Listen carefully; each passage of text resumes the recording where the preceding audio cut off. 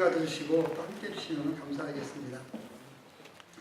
말씀 통해서 믿음은 물질을 극복한다 라는 제목으로요 말씀을 나누면서 주님께 주시는 귀한 은혜를 깨달을 수 있게 되기를 바랍니다. 우리는 현재 아브라함과 함께 몇 주에 걸쳐서 믿음의 여행을 계속하고 있습니다.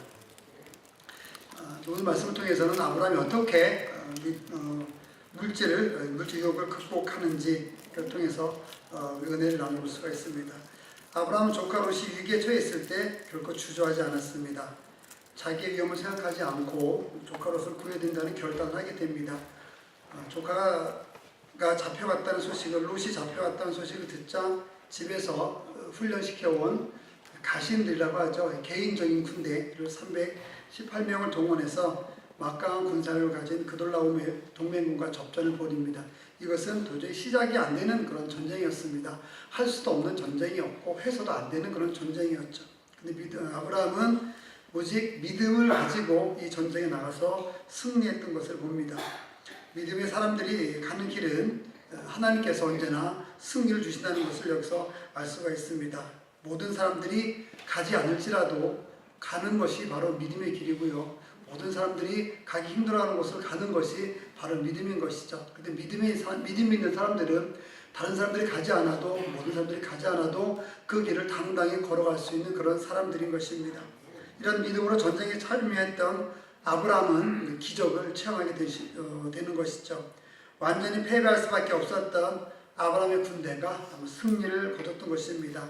아브라함은 이 그돌라오멜 동맹군 일과 전쟁을 하면서 승리하고 개선 장군이 되어서 돌아오게 됩니다.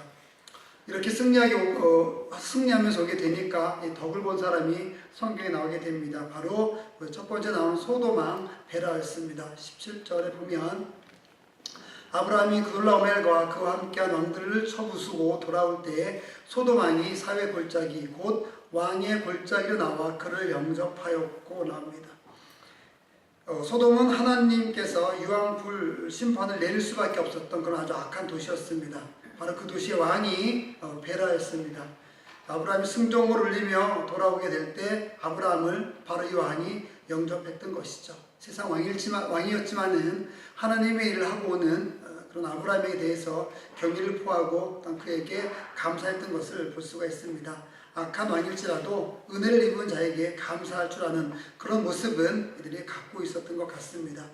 그런데 여기에 소돔왕과 전혀 다르고 생소한 정말 신비스러운 한 존재가 나오게 됩니다. 18절에 보니까 살렘왕 멜기세덱이 떡과 포도주를 가지고 나왔으니 그는 지극히 높으신 하나님의 제사장이었더라 이렇게 얘기합니다. 아브라함이 위험을 무릅쓰고 싸워 이겨서 결국 롯을 데리고 오는 길에 살렘은 예루살렘의 준말입니다. 살렘왕 멜기세덱이라는 왕이 아브라함을 영접하게 됩니다. 이 왕은 전쟁에 참여한 사람도 아니었고 이 전쟁에 관련된 사람도 결코 아니었습니다. 아브라함을 또한 개인적으로 아는 사람도 아니었습니다. 이 사람이 대체 누군데 아브라함을 영접했는지 의아한 그런 부분이 있을 수밖에 없습니다. 멜기세덱이라는 사람은 이곳에서 처음으로 등장을 합니다. 그러나 다른 구약 성경에서는 이 사람에 대한 이야기가 전혀 나와 있지 않습니다. 정보를 찾을 수가 없는 것이죠. 그래서 18절을 좀 더 자세히 보면은 몇 가지 단서를 찾을 수가 있는데 첫 번째 그는 살렘, 즉 예루살렘의 왕이었다라고 한다는 말이 있고요. 두 번째 그는 떡과 포도주를 가지고 나왔다라고 얘기합니다. 전쟁에서 피곤하고 지친 아브라함을 위해서 떡과 포도주로 축복하고 위로하였다 이렇게 얘기합니다. 떡과 포도주는 신약에 넘어와서 우리가 이해하게 되면 예수께서 사랑하시는 제자들에게 최후의 만찬 때 주었던 그런 음식입니다.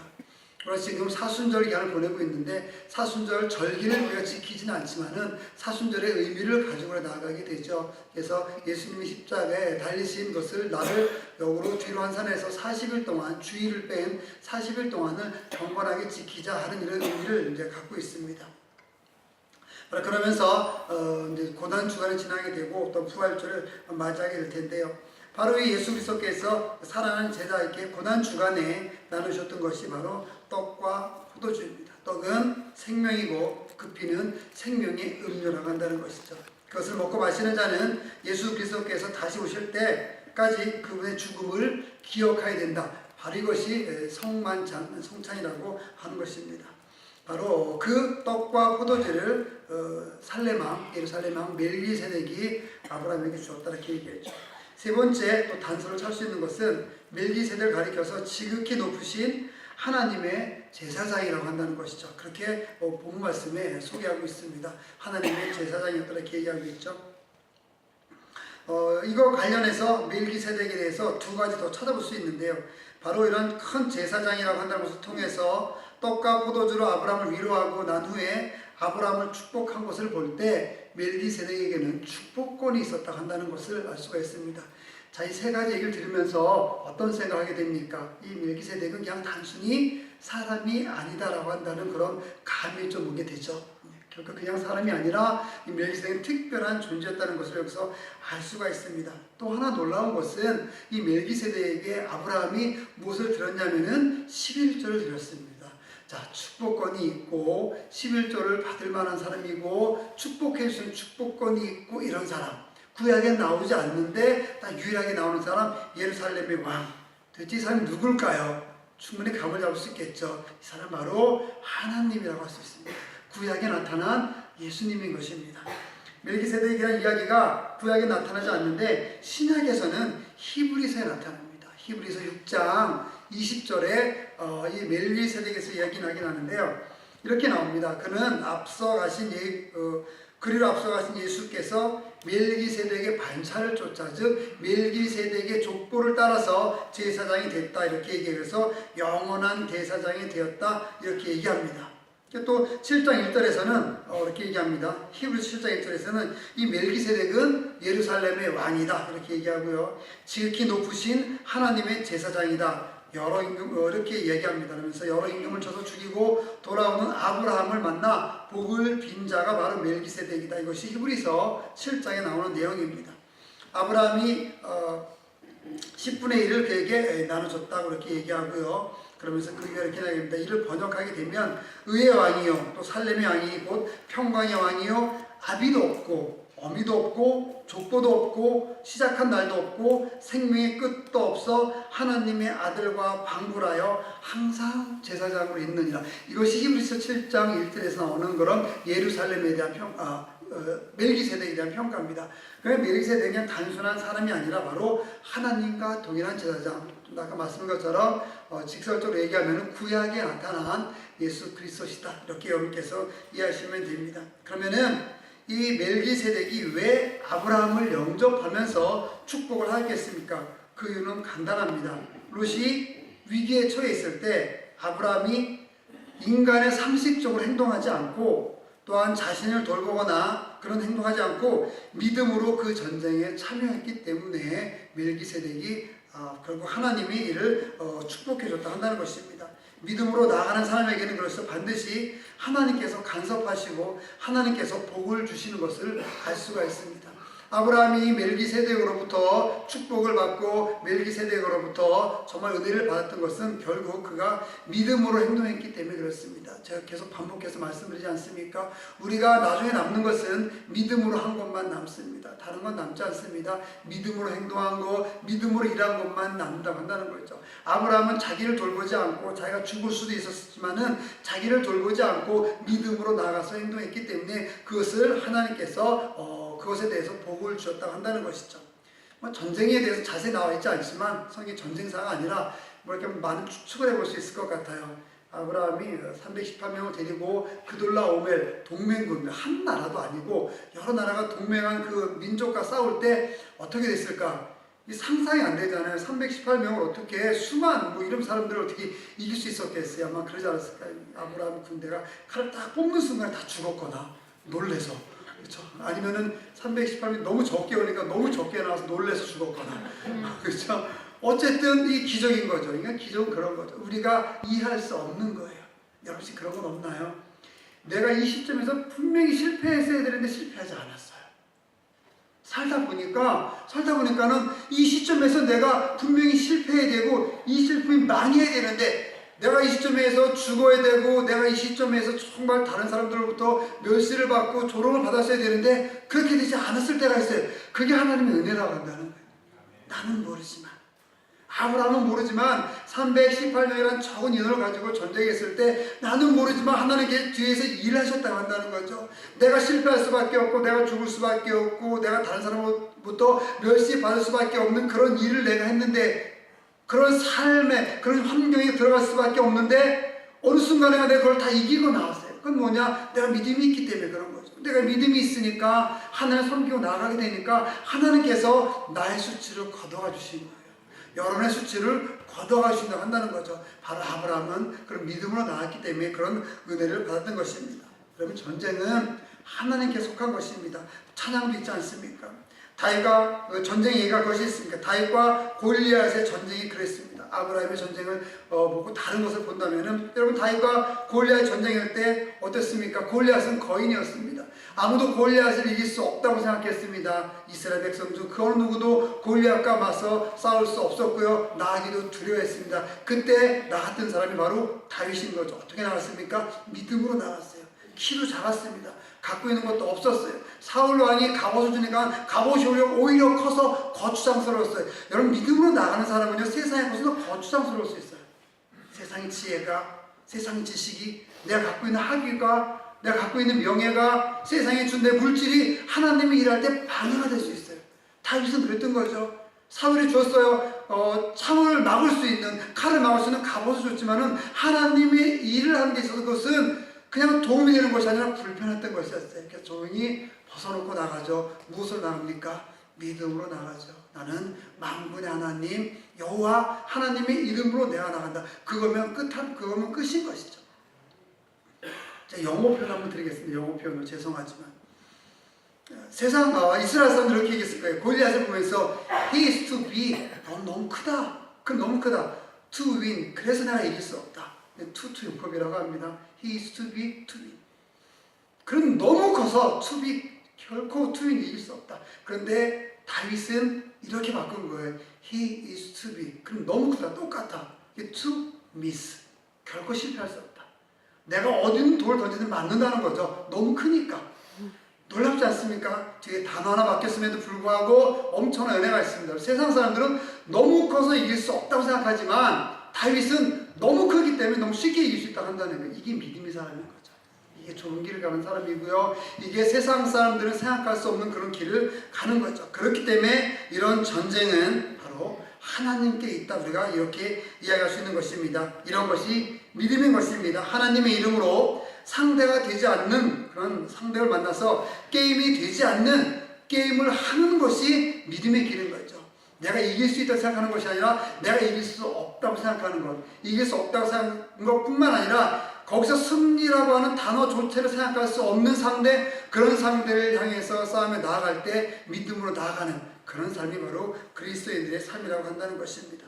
그래서 사무엘 17장 47절에 보면은 다윗의 고백이 나옵니다. 여호와의 구원하심이 결코 창과 칼에 있지 않다. 방패에 있지 않다. 이 구원하심은 바로 하나님께 있다. 내가 이런 원리를, 이것을, 이 모든 승리가 하나님께 있다는 것을 내가 알게 하기 위해서 내가 믿음으로 나아가겠다. 그래서 나는 갑옷도 필요 없다. 세상에서 많은 사람들이 강하다고 생각하는 거, 세상에서 많은 사람들이 중요하다고 생각하는 거, 그거 다 필요 없다고 한다는 거죠. 그래서 나는 하나님의 이름으로만 나아가겠다. 여호와의 이름으로만 나아가겠다. 그렇게 고백하고 다윗이 나갔던 것입니다.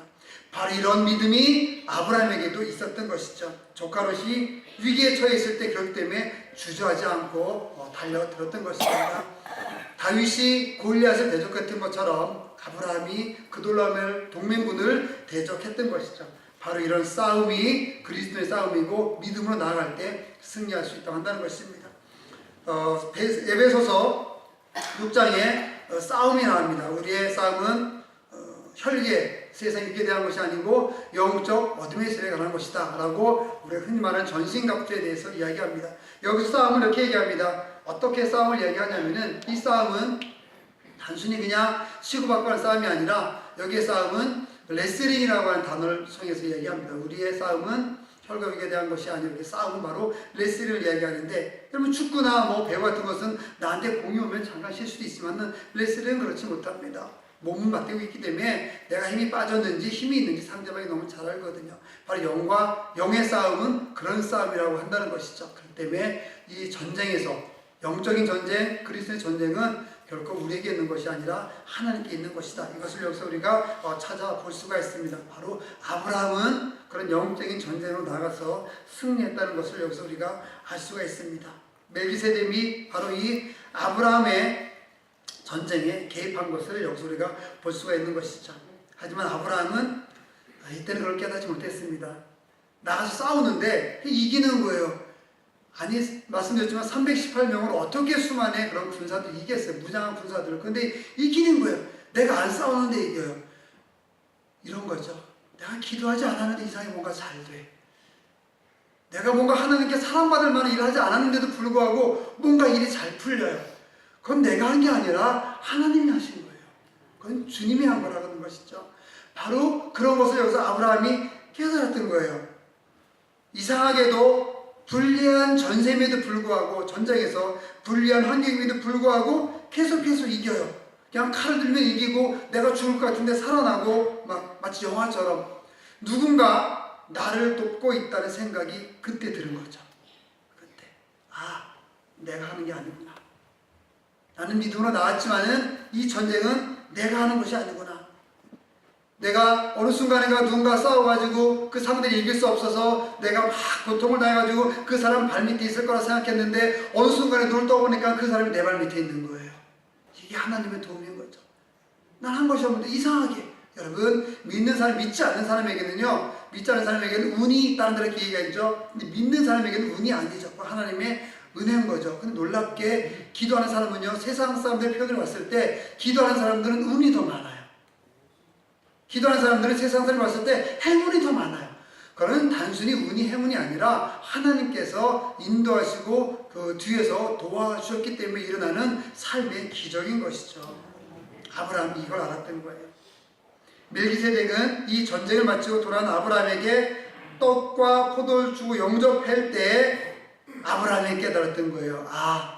내가 이겼다고 생각했는데, 내가 318명을 데려가서 싸움에서 그 놀라움의 동맹군을 싸워서 이겼다고 생각했는데 결국 이것은 내가 한 것이 아니라 하나님께서 도우셨구나. 멜기세덱이 구약의 예수 그리스도라 그랬죠. 표징이라 했죠. 하나님께서 도우셨구나. 이것은 나의 싸움이 아니었구나 라고 생각하면서 아브라함이 멜기세덱에게 11절 줬던 겁니다. 여러분, 우리도 이런 삶을 살 수 있어야만 하겠습니다. 아브라함에게 멜기세덱이 축복을 합니다. 우리 19절 한번 보겠습니다. 19절에 그가 아브라함에게 축복하여 이르되 천지의 주제시오 지극히 높으신 하나님이여 아브라함에게 복을 주옵소서. 이렇게 19절에 기도합니다. 예수님이 기도하고 똑같지 않습니까? 여러분, 이런 복을 받으면 얼마나 좋겠습니까? 이 아침에, 이 거룩한 수요일 아침에 이런 복이 여러분에게 임하기를 주님의 이름으로 축원합니다. 이런 복은 그렇지만 아무에게나 주시지 않습니다. 믿음으로 손해보고 믿음으로 행동한 사람에게 주어진다고 한다는 것을 기억하시기 바랍니다. 이때 아브라함이 경험했던 행복이 얼마나 컸었겠습니까? 아브라함은 그때 눈을 뜬 겁니다. 이 전쟁은 나에게 있는 것이 아니었구나. 하나님께서 도우셨구나. 이것을 그때 깨닫게 되는 거죠. 여러분, 이 아침에 지금까지 여러분을 지켜주시고 인도하신 분이 하나님이라고 한다는 것을 깨닫게 되는 영적인 눈이 떠지는 이 시간 되시기를 주님의 이름으로 축원을 드립니다. 20절 보겠습니다. 너희 대적을 내 손에 붙이신 지극히 높으신 하나님을 찬송할지로다 하며 아브라함이 그 얻은 것에서 10분의 1을 멜기세덱에게 주었더라 얘기합니다. 이 대적을 아브라함 손에 붙이신 분이 누굽니까? 지극히 높으신 하나님이신 것입니다. 멜기세덱이 이 사실을 가르쳐주고 있습니다. 그렇기 때문에 말씀드렸듯이 전쟁은 우리에게 속한 것이 아니라 하나님께 속한 것이라고 한다는 것이죠. 그리고 이 전쟁을, 그 전쟁을 이기게 하신 분도 바로 하나님이라고 하시는 것을 우리가 여기서 알 수가 있는 것입니다. 사랑하는 성도 여러분, 믿음으로 행하시기 바랍니다. 불편하고 고통스럽다 할지라도 믿음으로 행하시기 바랍니다. 그러면 하나님께서 개입하시고 하나님께서 여러분의 손을 분명히 들어주실 것입니다. 그런 삶을 우리가 살아나갈 수 있어야만 하겠습니다. 멜기세덱이 얘기하지 않습니까? 너는 너희 대적을 붙이신 하나님께, 여호와께, 높으신 하나님께 찬양을 하라, 이렇게 얘기합니다. 그리고 행동으로 아브라함이 옮긴 것이 바로 11조인 것입니다. 멜기세덱이 찬송하라고 했더니 아브라함은 찬송 대신에 무엇을 드렸습니까? 11조를 드렸습니다. 11조란 말이 여기서 처음 나옵니다. 11조를 드리는 시작이 어떻게 됐습니까? 전쟁에서 자신이 죽을 수도 있었는데 하나님께서 기적 같은 승리를 주신 것이 고마워서 드린 것이 11조입니다. 벌을 받을까봐 드린 것이 11조가 아니고요. 11조 안 드리면 내 모양이 빠질까봐 11조 드린 것이 아니에요. 11조 안 드리면 뭔가 잘 안 될 것 같아서 그래서 11조 드린 것이 아니라 내 생명을 지켜주신 것을 감사해서 드리는 것이 11조인 것이죠. 우리가 그런 마음으로 하나님께 11조를 드려야만 합니다. 하지만 이후에 나중에 율법이 돼가지고 11조를 드리지 않으면 뭔가 법적으로 문제가 있어서 안 된다라고 그렇게 이제 바뀌기도 했지만은 원래 의미는 11조는 당연히 되는 법 이런 것이 아니라 은혜인 것이죠. 하나님의 은혜에 감사해서 드리는 것입니다. 그렇기 때문에 11조는 우리가 물질이 아니라 실제로 11조는 우리가 세상에 쓰이는 그런 돈으로 드리긴 하지만은 또는 삶으로 드리긴 하지만은 어떤 면에서 11조는 원래 의미는 물질이 아니라 은혜고 감사고 감격인 것이죠. 이것을 드리지 않으면 벌 받으니까 드린다 이것이 아니라 도저히 드리지 않고는 견딜 수 없는 감사의 마음으로 드리는 것이 11조로 한다는 것을 여기서 우리가 알 수가 있습니다. 세상 사람들이 가장 중요시하는 것은요, 자기 육신을 잠재울 수 있는 그런 집 또는 배불게 먹게 하는 음식, 입을 수 있는 이런 것들입니다.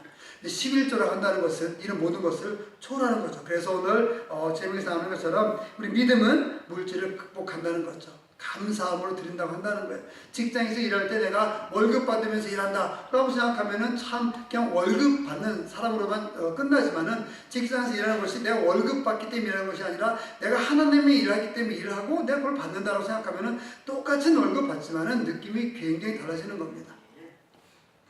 저도 이제 이렇게 일하게 되다 보면은 많은 사람들이 밑에 있으니까 여러 가지 보게 되죠. 근데 그런 사람들 보게 돼요. 출퇴근 시간에 맞춰서 일하고 다 가려고 하는 사람이 있는가 하면 퇴근 시간 지나서 일하는 사람들도 있어요. 이게 어떤 차이가 있냐면요. 퇴근 시간을 맞춰서 꼬박꼬박 퇴근을 해야 되겠죠. 물론 당연히 해야 됩니다. 그게 나쁘다는 건 절대 아닙니다. 그런데 내가 마치 잘못하면은 그 시간에 노예가 될 수 있어요. 내가 5시에 퇴근인데 다시 반까지 일한다. 10시 퇴근인데 10시 반까지 일한다. 그러면은 어떤 의미가 있냐면은 그 일 시간이 내가 거기에 내가 들어간 것이 아니라 내가 시간을 주관하는 사람이 되는 거거든요. 내가 시간을 주관하고 내가 돈을 주관하는 사람이 되는 거죠. 그렇게 되면 내가 돈의 노예가 되지 않고 시간의 노예가 되지 않는다고 한다는 겁니다. 여기에서 우리가 어떤 헌신하고 나아가는 그런 은혜를, 진리를 찾아볼 수가 있습니다. 세상 사람들은요, 이런 것들을, 세상 것들을 추구하기 때문에 헌신으로, 감사로 주님께 11조를 드리지 못하는 거죠. 여러분, 배고프면 행복하겠습니까? 세상의 물질이 있으면 행복할까요? 그렇지 않습니다. 배부르면은 또 행복할까요? 꼭 그렇지도 않습니다. 배고프도, 배불러도, 배부르면 행복한 것이 아니라 짜증나지 않나요? 너무 배부르면 너무 많이 먹어가지고, 배부르면 왜 이렇게 먹었나? 좀 먹어야 되는데 막. 여러분, 배부르고 배고픈 거로 우리는 만족할 수 없습니다. 우리는 어쩌면 그런 것은 더 허무하고 더 고독할 수 있습니다. 우리가 만족하는 것은요, 하나님의 일을 하고 믿음으로 나아갈 때 우리가 만족할 수 있고 하나님 뜻을 이룰 수 있다고 한다는 것입니다. 여러분, 우리는 하나님 형상으로 지음받은 존재이기 때문에 물질적인 것으로 결코 행복해질 수 없습니다. 아브라함은 그걸 알았던 거죠. 그래서 11조를, 감사를 하나님께 드렸던 것입니다. 바로 믿음을 가지고 드렸을 때 그 물질들을 극복할 수 있었다 한다는 거죠. 여러분, 우리도 우리 삶 가운데서 그렇게 믿음으로 나아가서 세상의 모든 물질들을 극복할 수 있는 삶을 살 수 있게 되기를 주님의 이름으로 축원을 드립니다. 11조의 참된 의미를 깨달을 수 있기를 주님의 이름으로 축원을 드립니다. 우리가 사는데 옷도 필요하고 집도 필요하고 먹을 것도 필요합니다. 그렇지만 그것이 목적이 되는 날에는 우리는 금수와 같다 그러죠. 짐승처럼 되는 그런 삶을 살 수밖에 없습니다. 물질의 노예가 되어주는 것이죠. 그렇다면 어떻게 그렇다면 물질의 종살을 피할 수 있겠습니까? 그의 답은 다시 말씀드립니다. 믿음인 것입니다. 믿음을 가지면 물질을 초월할 수 있게 되고요. 초월은 어떤 무시와 다른 것입니다. 물질을 초월한다는 것은 물질을 무시한다는 것이 아니라 물질로부터 자유하게 된다는 것이죠. 있으면 있는 것을 감사하고 없으면 없는 것을 감사하고 돈이 나를 쓰는 것이 아니라 내가 돈을 쓰는 삶, 이것이 바로 물질을 초월한다는 것입니다. 세상에서 제일 다루기 쉬운 사람이 있습니다. 돈 주면 해결되는 사람이죠. 돈을 주면 해결되는 사람이 가장 다루기 쉽습니다.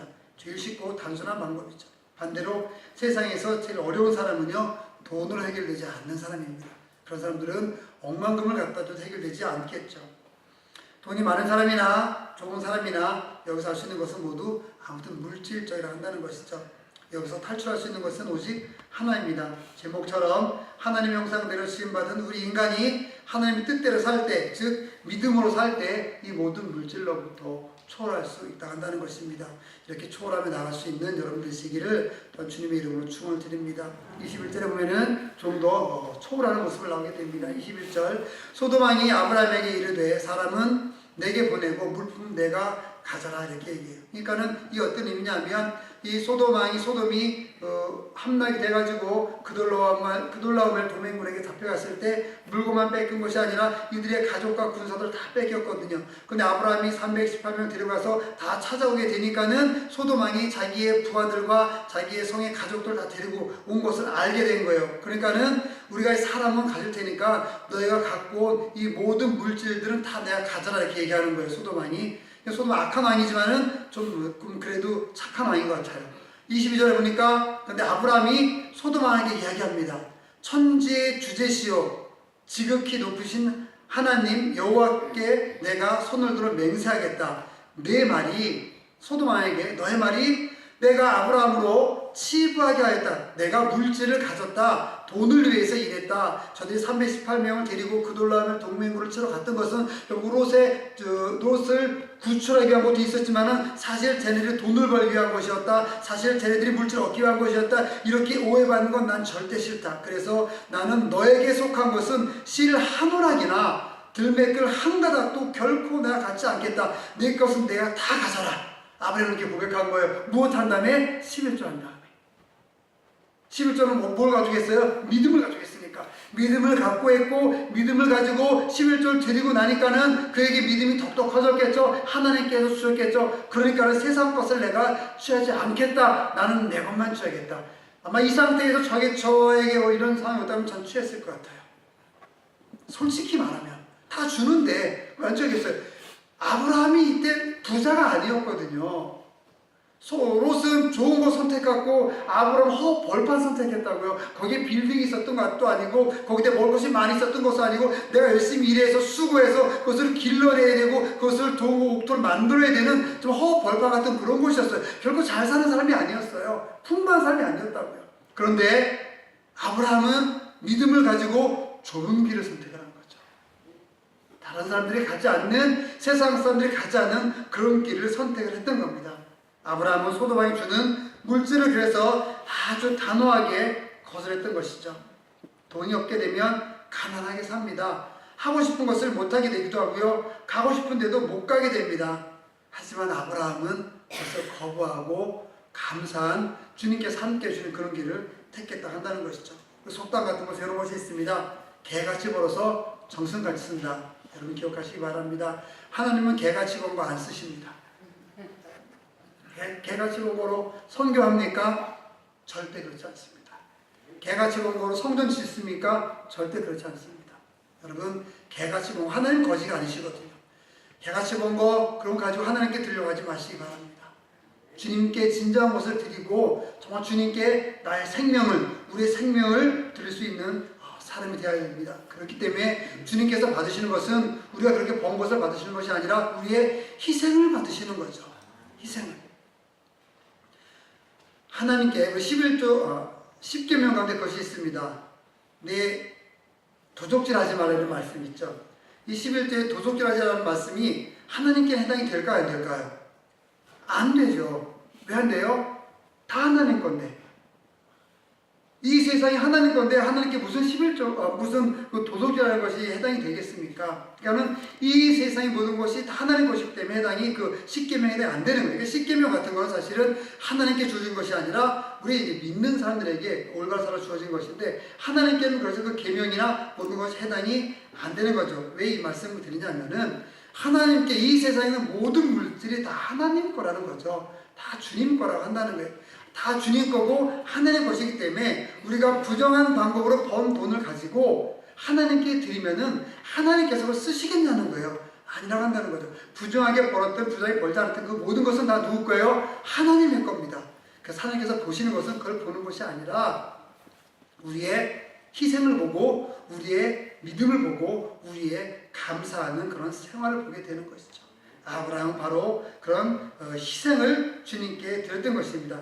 그런 희생을 주님께 드림으로 인해서 아브라함은 큰 복을 받았고 믿음이 점점점 성장하고 그래서 결국 나중에는 하나님께 믿음의 조상이라고 하는 그런 인정을 받는 삶을 살게 되었다고 한다는 것입니다. 여러분, 믿음의 사람은 설 자리와 서지 말아야 할 자리를 분명히 아는 것입니다. 또한 쓸 돈과 쓰지 말아야 할 돈을 분명히 아는 사람이 믿음의 사람인 것입니다. 아무리 돈을 많이 준다 해도 하나님과 관계가 없으면 거절하시기 바랍니다. 아무리 좋은 것을 준다고 할지라도 그것이 하나님과 관계가 없다면 여러분 거절하시기 바랍니다. 사업에서 직장에서 아무리 좋은 명예를 준다고 할지라도 그것이 하나님과 관계가 없다고 한다면 여러분 거절하시기 바랍니다. 그것을 하나님과 관계할 수 있는 능력이 됐을 때 큰 명예와 큰 물질을 줬을 때 여러분이 그 모든 것을 하나님과 관계시키고 그 모든 것을 통해서 하나님께 영광을 돌릴 수 있다는 자신이 있을 때 그때 받으시기 바랍니다. 그 전에 받으시면 그건 복이 아니라 우리에게 화가 될 수도 있습니다.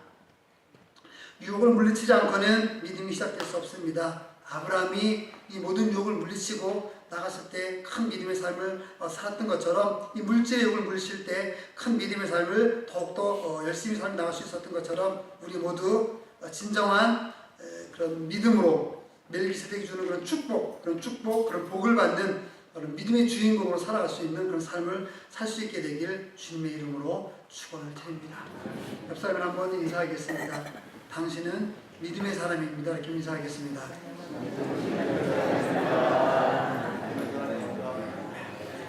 믿음의 사람으로 나아가서 한 번 더 시작할 때 인사를 못했는데요. 좀 강한 인사를 하겠습니다. 개같이 멀지 맙시다. 인사하겠습니다. 좀 강한가요? 네. 자, 기도하겠습니다. 하나님 감사합니다. 우리 귀한 성도님들이 믿음으로 물질을 극복할 수 있게 해주시옵소서. 감사함으로 은혜로 주님께 나아가는 평생의 삶을 살 수 있도록 주님 인도하여 주시옵소서. 예수님의 이름으로 기도드립니다. 찬송하겠습니다.